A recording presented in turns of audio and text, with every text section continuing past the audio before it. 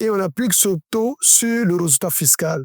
Et le résultat fiscal est égal au résultat courant avant impôt, plus les réintégrations, moins les déductions. Et le problème, souvent, ce sont les réintégrations. Parce que nous devons savoir que quand nous calculons notre résultat pour tous ceux qui ont des sociétés, vous devez savoir que le résultat, c'est les produits moins les charges.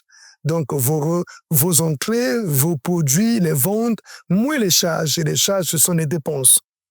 Le résultat que nous obtenons est un résultat courant avant impôt.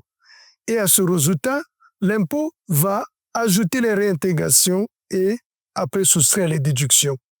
Mais surtout sur les réintégrations, ce sont des charges que vous avez imputées, mais que l'administration fiscale estime que ce ne sont pas réellement des charges déductibles. Alors, l'administration va vouloir les réintégrer. Mais pourquoi elles ne sont pas déductibles? Parce que ces charges, elles ne revêtent pas les caractères d'une charge déductible. Nous avons souvent des sociétés qui travaillent avec les informels. Vous achetez les rames de papier, vous achetez les imprimantes, les encres. Vous travaillez avec les sociétés qui ne sont pas reconnues par l'administration fiscale. Et quand vous travaillez avec ces sociétés qui vous font des bons prix, mais ces bons prix-là, vous devez savoir que ces charges ne sont pas reconnues par les impôts parce que c'est ce qu'on considère vulgairement comme étant ce qui est fait dans le noir. Mais comme c'est fait dans le noir, alors ces charges-là, l'administration fiscale ne va pas les reconnaître, va les réintégrer dans le résultat courant avant impôt et après, ça serait assujetti à l'IS. Alors, mais donc, ça ne sert à rien de dépenser avec l'informel. Et c'est la même chose quand on est dans les revenus fonciers. L'impôt sur les revenus fonciers, vous avez vos loyers, mais vous recevez les loyers, mais quand vous faites des dépenses, vous allez mettre de la peinture, vous prenez quelqu'un dans le noir, vous allez changer, exemple, le split, c'est quelqu'un dans le noir qui va vous dépanner.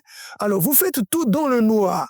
Et comme c'est fait dans le noir avec les gens qui ne sont pas reconnus par le fisc, donc toutes ces dépenses-là ne pourront pas être déduites de vos revenus. Parce que normalement, on fait vos revenus de loyer, moins les dépenses, ce qu'on obtient, c'est sur ça que vous devez payer l'impôt. Mais le fait que les dépenses ont été engagées dans le noir, puisque tout ce qui est fait dans le noir, comment les impôts vont s'assurer réellement qu'il y a eu dépenses? Donc, vous pouvez aussi exagérer les dépenses.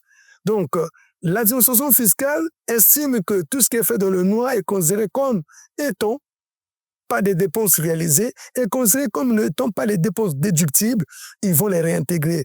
Donc, pour cette présentation, nous voulons juste attirer votre attention. Chaque fois que vous travaillez avec les sociétés, cherchez à travailler avec les sociétés qui sont reconnues par l'administration fiscale et qui sont formelles et qui ont leur NU et qui payent la TVA et qui ont le certificat de résidence fiscale reconnu par les impôts, ce qui ferait que les dépenses que vous engagez vers ces sociétés-là donneront lieu peut-être à une TVA récupérable, donneront lieu à que ces charges-là, ces dépenses-là soient déductibles à l'assiette de l'IS et ce que vous payerez moins d'impôts. Parce que l'impôt, c'est 30% de votre résultat. Et donc, si vous avez trop d'impôts, alors trop d'IS à payer, ça va jouer sur vous alors que vous avez réellement dépensé. Donc, nous pensons que vous nous avez suivis. Merci à vous tous et à nous revoir dans nos prochaines slides. Merci.